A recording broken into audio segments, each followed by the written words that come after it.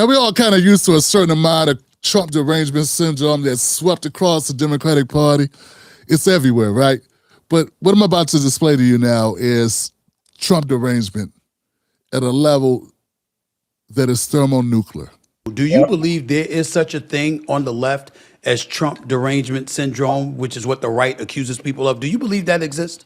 Can I say something to the people that accuse Democrats of having Trump derangement? No.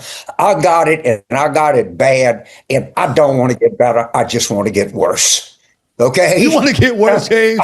I don't think that I try to conjure up more distaste for him than I have when I wake up in the morning. It's really hard to do. But this is a condition that I'm not trying to get rid of. Why not? Make my disease worse. Why not? Why, James? Why do you want to make the disease worse? Trump derangement syndrome. Why do you want to make that worse? Because in my opinion, he doesn't like the United States. He doesn't like our laws. He doesn't like our allies. He doesn't like our treaties. He doesn't like the fact that we're an inclusive country that is built in a large part on immigration. I think he's politicized the Justice Department. I think they're making money hand over foot, like you couldn't believe. Mm-hmm. And I think the guy can't stand the country I love.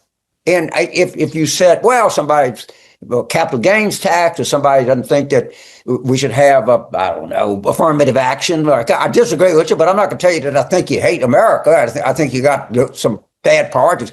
I don't think Trump likes the United States. Okay. That is what I think. How do you feel about people who say the same thing about the left because of some of the stuff that we were seeing with woke culture, cancel culture, identity politics, etc.? What about that? Well, you're not going to find anybody more anti-cancel culture than James Carville. And I thought I was the first person to speak, a Democrat, to speak up for wokeness, and I was quickly corrected. It was my friend Al Sharpton.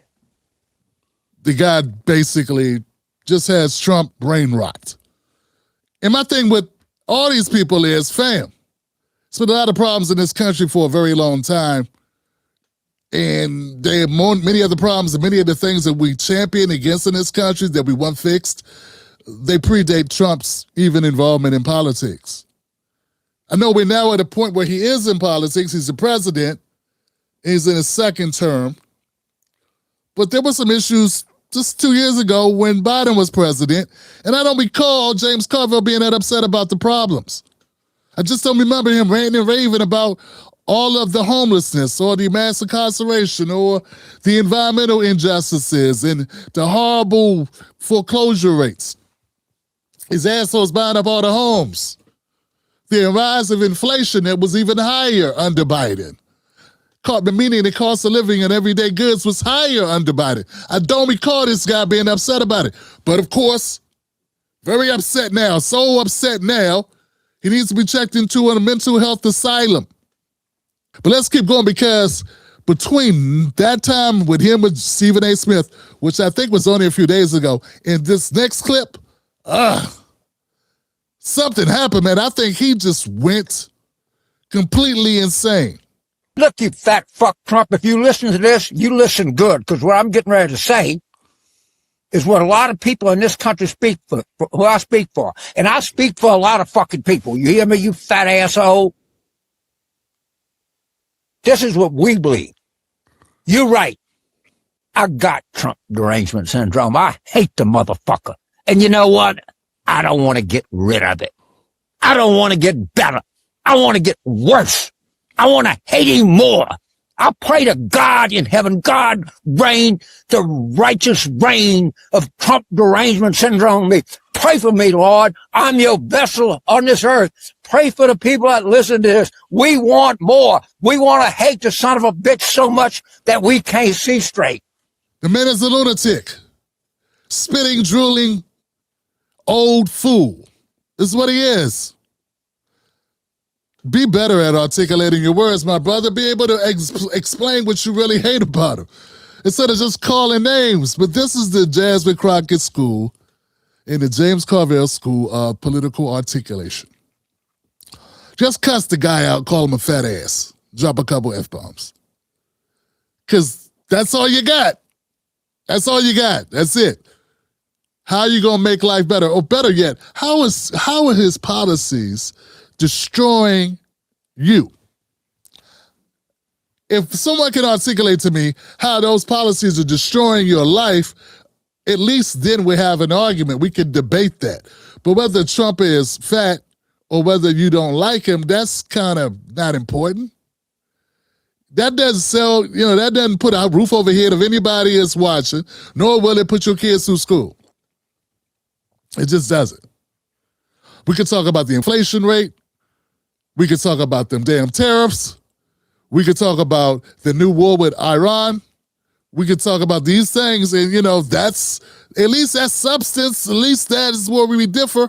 Now it'd be kind of hard if you're a Democrat complaining about Trump dropping bombs in Iran when Obama dropped bombs in 7 places, all without congressional approval, and James Carville was there for all that shit, and he was quiet the entire time.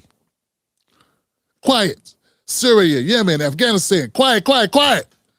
Trump does, oh no, we gotta lose our minds. We have to spit at the camera. I'm not saying I agree with it, but I'm just saying a little consistency would be nice.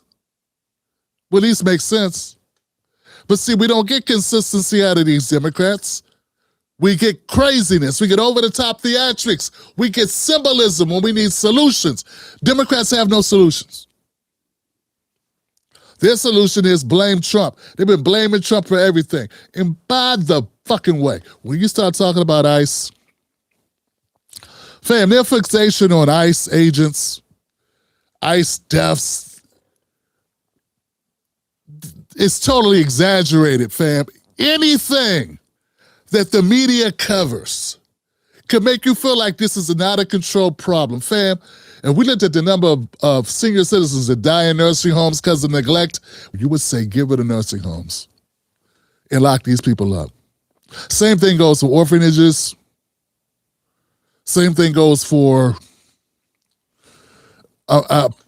pretty much anything you focus on. If you found out the amount of corruption that is baked into all of this shit, the dereliction of duty, the judges who are sentencing people to extraordinary amounts of time on flimsy evidence to make you question your justice system to the point you'd be like, this shit is just a racket and a scam.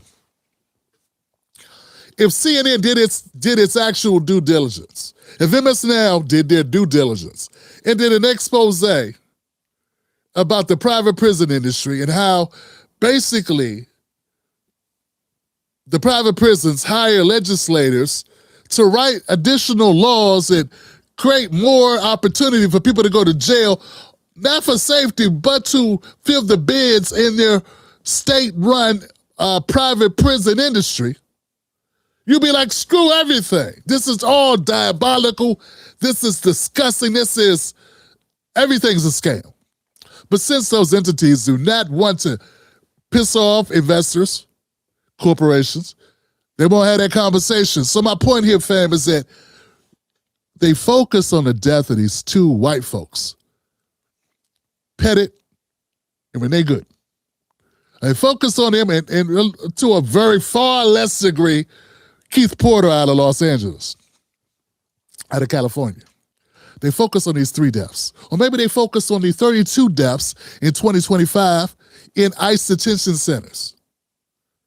As if this was an exorbitant, what the hell is going on? Meanwhile, in state-run private prisons and jails and penitentiaries across the country where U.S. citizens are jailed or housed, the death rate is like 100 times worse. No one wants to have that conversation. They want you to be up and out, so they're gaslighting you.